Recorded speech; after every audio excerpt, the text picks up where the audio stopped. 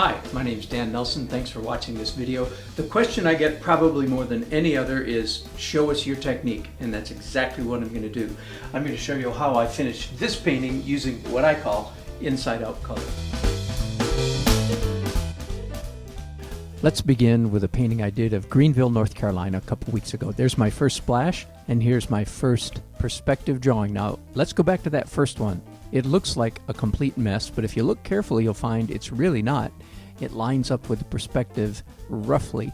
Then I did wild splashes, purple, green, blue, and then my first layer of white, which is always really important and a lot of fun. Again, staying very loose. Then I did glazes on top of that white, then came back and did more dark details, still in acrylics here.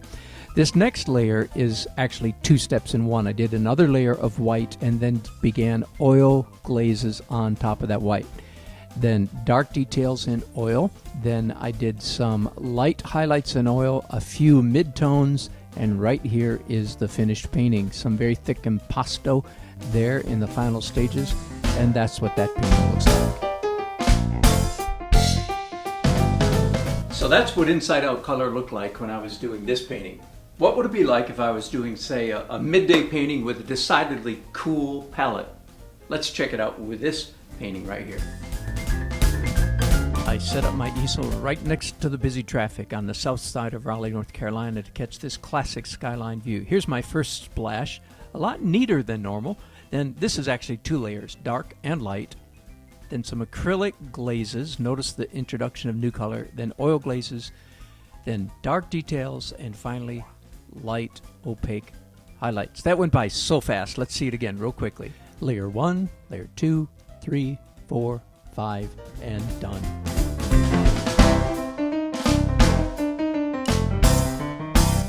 So how would all this work if I were doing, say, an interior view? Many of you know I like to do wedding paintings. This is a reception in Chapel Hill, North Carolina. I get there before the guests do. Here's my very first splash. Now, it may look to you like nothing's happening there, but let's look again a little bit more carefully. Here's my first perspective lines. I want you to notice when I go back and look at my initial orange splash, that line lines up perfectly. That lines up with the edge of the carpet. There's an indication of the end of a wall and even a corner in the room. So there really is more method to my madness than it may first appear. Darks, dark details, then that all-important first white layer. Then still in acrylics here, dark details and light details. Now, I took about 50 or 60 pictures of the bride and groom during their first dance, picked out the one that I wanted, and put a grid on top of it just to help me render that figure while I'm doing this painting. Then I spent quite a bit of time, still in acrylics, working out those details. Now, oil glaze over the whole thing, highlights, dark tones, mid-tones, and there's the finished painting. I liked it, bride and groom liked it, I think everybody was happy.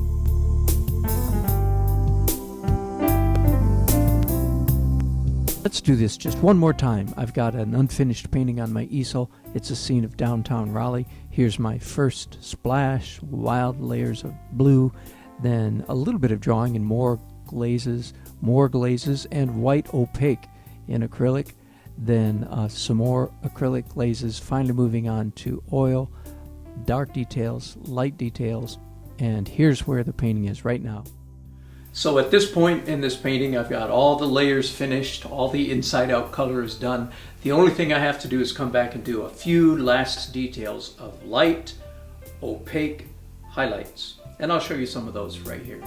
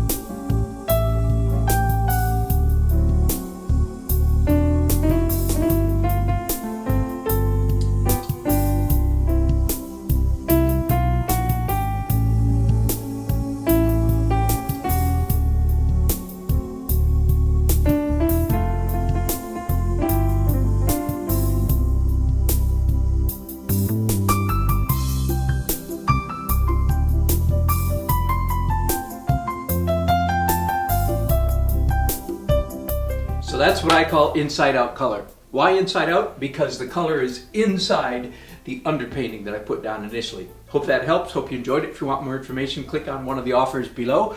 Please subscribe and send me more ideas for more videos. Thank you very much.